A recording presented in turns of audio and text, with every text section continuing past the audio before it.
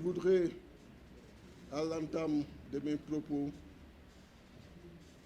remercier toute la population sénégalaise qui nous suit à travers la presse ici présente et adresser mes remerciements et mes salutations à nos chefs religieux coutumiers, magnifier et féliciter le rôle important qu'ils jouent pour la stabilité, pour la paix dans ce pays-là.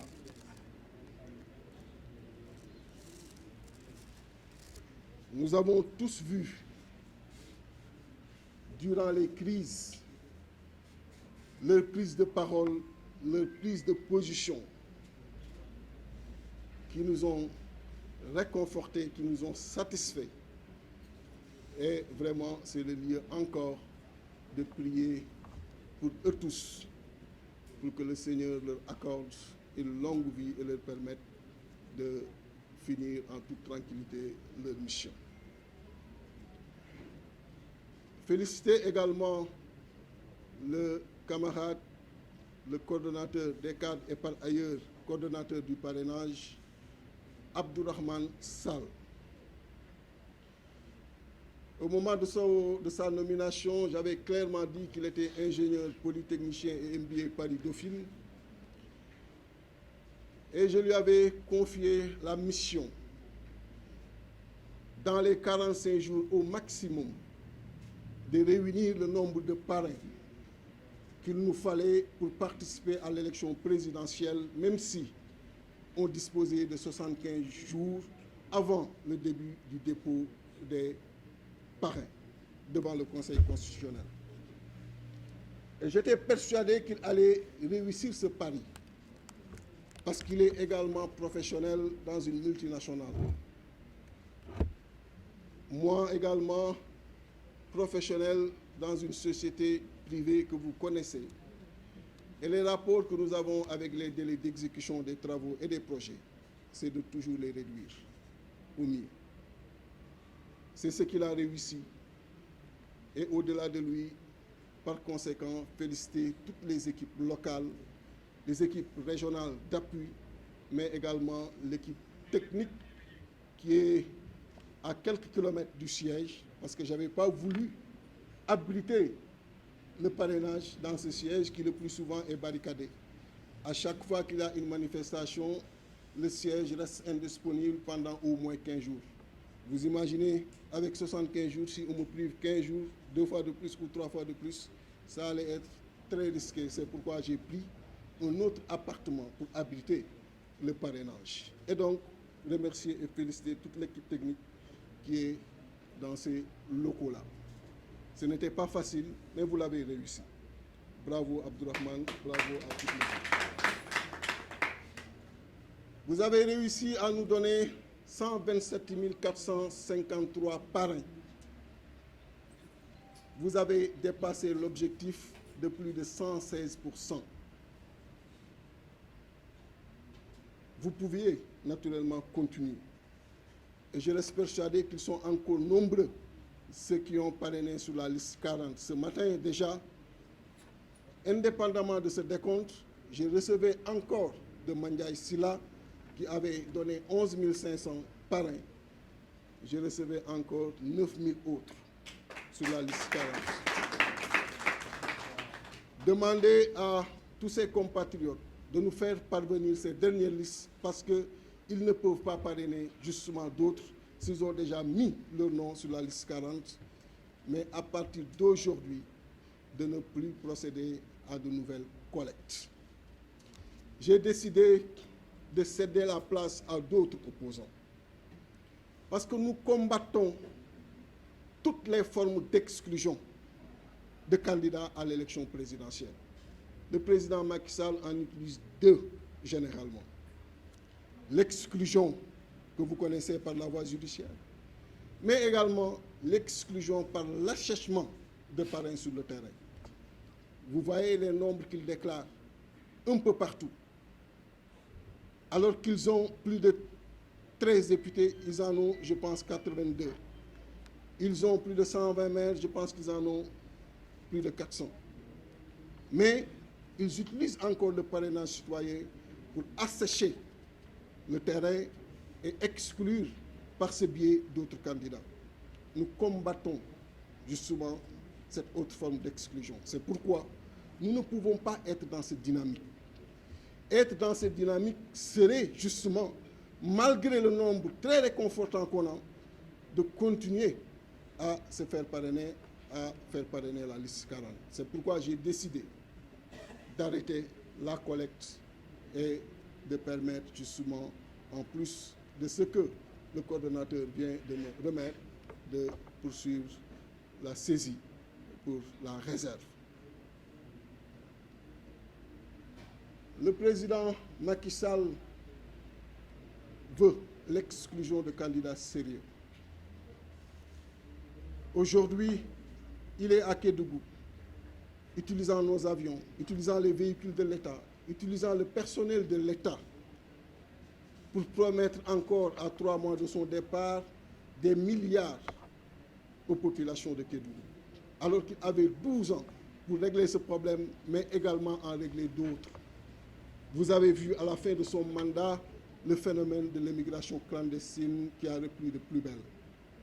Hier, j'ai même vu certains journalistes s'essayer à cela, et vraiment Dylan Mastaou, parce que j'ai vu ce que ça a failli vous coûter. Mais nous comprenons que c'était un message que vous étiez parti adressé à nos compatriotes. Justement, ce message, il faut l'adresser à nos compatriotes, mais par d'autres moyens peut-être. Ce message qui veut qu'ils comprennent que nous comprenons leur motivation, nous comprenons leur peine, nous comprenons leur souffrance. Mais cela ne va pas nous amener à encourager l'immigration clandestine. Nous ne sommes pas dans cette façon de faire la politique. Nous leur demandons de revenir. Parce que le changement que nous voulons ne se fera qu'avec eux. Le développement que nous voulons ne se produira qu'avec eux. Nous avons suffisamment donné notre expertise et notre force aux autres. C'est le moment de les concentrer pour nous et pour notre développement. Nous leur demandons de cesser de prendre les pirates. Ces images nous choquent au plus profond. Quand vous voyez un de vos frères, une de vos sœurs, avec toute la peine, prendre ces embarcations, arriver sur place, avec autant ou plus de peine, devoir être expulsés et revenir et perdre les maigres ressources qu'ils avaient, ça nous choque profondément. Nous les comprenons, mais nous n'encourageons pas cela. Nous leur demandons de revenir parce qu'il est possible de changer ce pays-là. Il est possible de travailler à offrir des emplois aux jeunes. Dans le programme que nous vous avons proposé et qui avait été élaboré par les cadres, les 300 que nous avions réunis au Radisson Blu, les 5, 6 et 7 mai, nous avons parlé de l'agriculture, de sa redynamisation pour régler la souveraineté alimentaire, créer des emplois et faire le glissement vers la transformation. L'encouragement des petites et moyennes entreprises, le renforcement du secteur privé pour permettre à tous ces jeunes de disposer d'emplois et par conséquent de bénéficier de conditions de vie décentes. Et ce ne sont pas que des promesses. Croyez-moi, si nous bénéficions de votre confiance, nous les tiendrons. Nous les tiendrons. Nous savons par où passer, nous savons comment faire. Et au Sénégal, nous avons les équipes, nous avons les ressources humaines de façon générale pour justement exécuter ces programmes que nous avons dans ces domaines-là. Donc, nous vous demandons de revenir et d'arrêter l'immigration clandestine. On est là depuis 20 ans en ce qui me concerne. Et la même chose pour d'autres. On se bat pour vous. On se bat pour des conditions meilleures pour tous nos compatriotes. Ce n'est pas le moment de déserter le pays. Ce n'est pas le moment, alors que vous êtes plus de 70%. Cette jeunesse sur qui nous comptons, d'aller sur les autres territoires. Un pays qui dispose d'un territoire maritime beaucoup plus étendu que son territoire terrestre nous avons 210 000 km² de territoire maritime sur 196 000 km² de territoire terrestre. Un pays qui dispose de surfaces valables pour l'agriculture, 240 000 hectares au niveau de la vallée du fleuve Sénégal, 25 000 hectares au niveau de la Nambé et plus de 150 000 hectares sur le reste du territoire national. Nous avons la possibilité de nous développer. Nous avons la possibilité de procéder à la transformation qu'il faut. Et aujourd'hui, après le zircon, après le fer, après l'or, nous avons le pétrole et le gaz. Nous avons la possibilité de nous développer. Ce qui nous reste, c'est d'avoir des dirigeants qui pensent plus aux populations qu'à eux-mêmes, qui pensent plus au développement des populations qu'à leur propre développement. Et c'est cela que cette nouvelle génération vous offre. C'est cela que je vous offre, c'est cela que Ousmane Sonko vous offre, c'est cela que tous les autres leaders vous offrent. Parlant de Ousmane Sonko, je lui réitère tout mon soutien, mon engagement à ses côtés, comme toujours, pour lui faire traverser et le sortir de cette épreuve. Cette sincérité dans mes relations est née justement du fait que nous nous sommes connus avant même que les Sénégalais le connaissent. Et je vous le dis, ce n'est pas quelqu'un qui, demain, s'il est élu président, va être là à procéder à des séries de vengeance ou autres. Parce qu'il a une bonne compréhension de la fonction, comme moi qui vous parle. Cette fonction est tellement sérieuse que si elle est correctement portée, elle ne vous laisse aucune seconde pour s'atteler à autre chose. Parce que les problèmes pour lesquels les Sénégalais ont porté leur confiance sur vous vont demeurer les priorités autour desquelles vous allez axer votre réflexion, axer vos actes quotidiens. Donc, dire au président Macky Sall qu'après sa décision de respecter la Constitution, de ne pas se présenter pour un troisième mandat, un pas remarquable, il lui suffit de faire cet autre pas le 17 de ce mois, à travers cette décision attendue par tous les Sénégalais de réhabilitation du président Ousmane Sonko, pour avoir une sortie très honorable. Parce que tout président entrant aimerait travailler avec le président sortant. Tout comme tout président sortant aimerait travailler avec le président entrant. Et cette image ne ferait qu'honorer le peuple sénégalais, ne ferait qu'honorer la nation sénégalaise et ne ferait que renforcer justement le climat et le sentiment de paix et de stabilité. Donc, il a la possibilité de procéder à cette correction. Nous allons nous mobiliser et nous resterons toujours mobilisés pour justement la réhabilitation de Ousmane Sonko. Et lui dire que jamais la popularité, les ambitions n'ont été des délits dans ce pays-là. Il ne faudrait pas introduire de nouveaux délits. C'est le peuple souverain et c'est à lui seul qu'il appartient, si tous les candidats sont présentés devant lui, de procéder à la hiérarchisation de la classe politique à l'issue d'une élection, et surtout à l'issue d'une élection présidentielle. Ce qui est par conséquent demandé au président Macky, ce n'est pas de procéder pour le peuple à une sélection, mais de présenter tous les candidats devant le peuple. Et il a la possibilité, le 17, de procéder à cela, et nous le lui demandons. Nous lui demandons le 17 de faire en sorte que le président Ousmane soit réhabilité. Il a également, dernièrement, procédé à la nomination de nouveaux membres au niveau de la Sénat. Et cela a ému, alerté et choqué beaucoup de Sénégalais. C'est le lieu de corriger cela, même si nous savons tous que ce décret est illégal.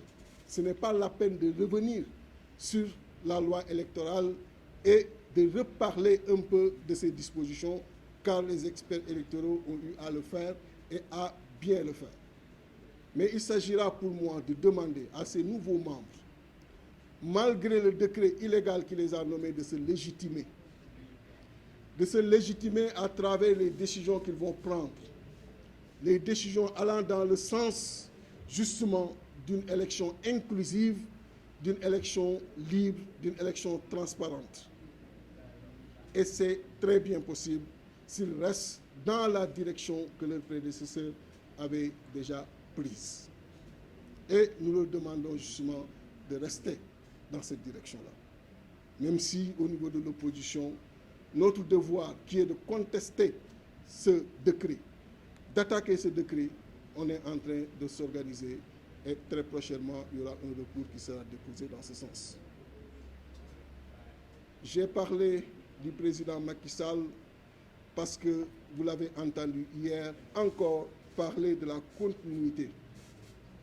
Il nous a entretenus pendant 12 ans et nous a fait atterrir au niveau de l'immigration clandestine, nous a fait atterrir au niveau du chômage qui s'est encore accentué, nous a fait atterrir au niveau d'infrastructures de santé de mauvaise qualité, nous a fait atterrir aujourd'hui, concernant nos universités, à une fermeture de nos universités. Leur slogan au début était « Ubbi tey jàng tey », après « Ubbi tey grève tey » et aujourd'hui « Amatul ubbi la ». Le calendrier électoral ne doit pas du tout dicter le calendrier universitaire. Des crises, nous en avons toujours connu, mais n'empêche que ce qui doit être fait, dicté par la Constitution, aussi bien au niveau de l'éducation que dans les autres domaines, ses prédécesseurs, les prédécesseurs au président Macky Sall, se sont toujours évertués à ce que, justement, ces choses-là fonctionnent. Donc nous lui demandons de procéder à la réouverture de nos universités, préparer nos jeunes à bien assurer le présent et pouvoir bien rêver pour leur futur. Dans aucun pays dans le monde, on ne peut tolérer qu'une université soit aujourd'hui fermée parce qu'il y a des crises politiques que le président lui-même a créées et qu'il peut également régler. Donc nous lui demandons de régler le plus rapidement possible ce problème. Et ça urge justement parce que si toutefois la crise qu'il a créée ne se règle pas, ça veut dire quoi? Que les universités vont rester fermées jusqu'après la tenue de l'élection présidentielle du 25 février 2024 et qu'on va demander à ces universités de rester plus de 7 mois sans retrouver leur amphi. Donc pour dire qu'il urge pour le président de régler définitivement ce problème. On a également parlé de ce débat agité concernant le report de la présidentielle. Nous sommes totalement contre ces pratiques. La chaise, elle était très belle, solide, stable, au moment où le président Macky Sall l'occupait en 2012. Il ne peut pas, à travers son orientation, procéder à la démolition ou à l'instabilité de façon très courte de cette chaise à travers justement ses méthodes, ses pratiques et demander à ce qu'on lui donne encore du temps pour être dans une nouvelle orientation qui ne fera que renforcer cette instabilité. Mes rapports avec les problèmes, c'est de les résoudre, de les solutionner, mais de ne jamais les fuir. Ce problème, nous le connaissons. La solution, nous la connaissons. Toute personne honnête connaît la solution à ce problème.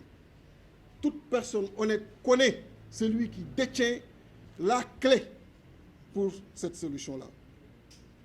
Il s'agit, le 17, le vendredi prochain, de remettre Ousmane Sonko sur la course, sur la ligne de départ. Aussi simple que ça. De régler pour les mois qui nous restent ce problème de l'immigration clandestine, de régler pour les mois qui lui restent cette fermeture des universités, de faire en sorte justement que les conditions soient réunies aussi pour l'organisation d'élections libres et transparentes et que le peuple souverain puisse choisir son prochain président. C'est ça la solution. Mais qu'on ne nous ramène pas dans des débats qui n'ont aucun intérêt pour les Sénégalais parce que leurs priorités sont ailleurs et ils ont vraiment envie d'en finir avec ces régimes et de provoquer une alternance, et cette fois-ci une alternance très, très, très profonde. Dans les prochains jours, je poursuivrai ma tournée aussi bien au niveau national qu'international. Dénoncer cette pratique qui veut qu'avec nos moyens, qu'avec les moyens de l'État, lui et son candidat, sans souci, puissent faire le tour du pays et que les autres candidats de l'opposition soient à chaque fois bloqués au niveau sur les routes lors de leur caravane. Ce n'est pas juste et vraiment il faudrait qu'il arrête ces pratiques et qu'il travaille pour les mois qui nous restent à une sortie honorable. Cette sortie qui va apaiser les cœurs, qui va apaiser les esprits, qui va apaiser le pays parce que le pays a besoin de paix. Et aujourd'hui, la solution est entre ses mains.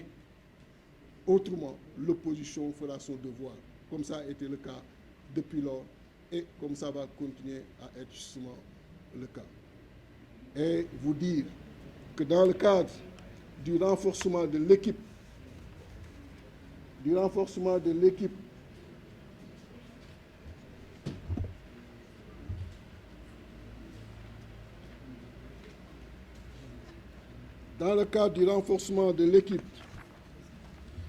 du PRP et en direction de la présidentielle, en attendant la mise sur pied et la présentation dans les prochains jours de la coalition qui va porter notre candidature, nous avons procédé à ces nominations dans le secrétariat national en vertu des statuts et du règlement intérieur du parti.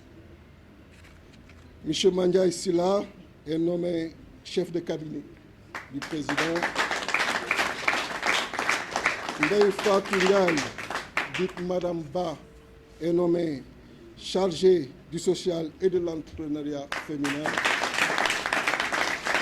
M. Mamadou Guissé est nommé SN chargé des relations avec les partenaires politiques. M. Ibrahima Diop est nommé SN chargé de l'inclusion sociale. M. Mohamedou Lamine Mbodj est nommé SN chargé des affaires économiques et des questions de souveraineté. Dr Ibrahima Diallo est nommé SN adjoint chargé des structures du parti.